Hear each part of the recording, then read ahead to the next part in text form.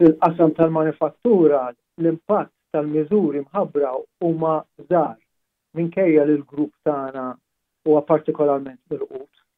Stqarrija ċara mill-kap eżekuttiv tal-Grupp Farsons, Norman Aquilina, dwar il-miżuri mħabbra mill-Gvern it-tlieta għal ħaddiema fil-privat li ntlaqtu mill-imxija tal-COVID-19.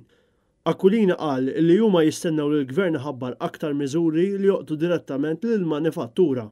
Farsons li timpjega aktar minn 600 ħaddiem għaddejjem taħdidiet mal-Kamra tal-Kummerċ sabiex il-Gvern permezz tal-Mort Enterprise jippreżenta pakkett ieħor li jkun ta' għajnuna diretta lill-manifattura f'pajjiżna. Il-manifattura hi u tibqa' waħda mill-kolonni importanti tal-iżvilupp ekonomiku ta' pajjiżna u nemmnu li l-manifattura ma natax biżżejjed għajnuna bil-miżuri mħabbra s'issa.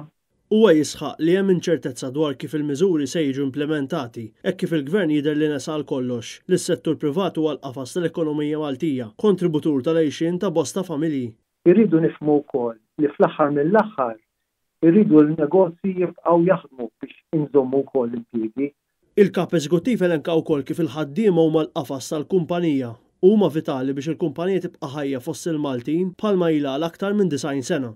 U l-mira tagħna hi li nissalvagwardjaw l-impjieg tagħhom. Kenna bżonnhom qabel u bla dubju jkollna bżonnhom wara. Bħala kumpanija li għandha birrerija fiħdana fil-waqt li tipproduċi xorb ieħor li luq tal-lukandi u ristoranti fisser tnaqqis kbir fil-beħ tal-prodotti ta' Farsons. L-impatt fuq il-beħ tagħna beda jinħass partikolarment minħabba li luq tal-hotels, bars u restaurants apparti t-turiżmu ġenerali. U l-effetti mistennija jkunu akbar fix-xhur li ġejjin m'hemmx dubju. Din is-sitwazzjoni inċerta l-kumpanija għall-futur qarib qed toffri sfidi mhux normali kemm mat-tmexxija kif ukoll għall-impjegati. Waqt li l-impjegati tagħna qed juru sens ta' kollaborazzjoni kbira, huma wkoll beżgħana dwar l-impatt fit-tul u r-realtà li kulħadd irid ikun lest li jagħmel sagrifiċċju jiġu parti mill-peace. Intant, ħafna negozji qed jinsistu wkoll biex jingħataw sosten fil-forma ta' tnaqqis fil-konti tad-dawl u l-ilma. Dan meta l-prezz internazzjonali taż-żejt kompla nieżel l-isfel.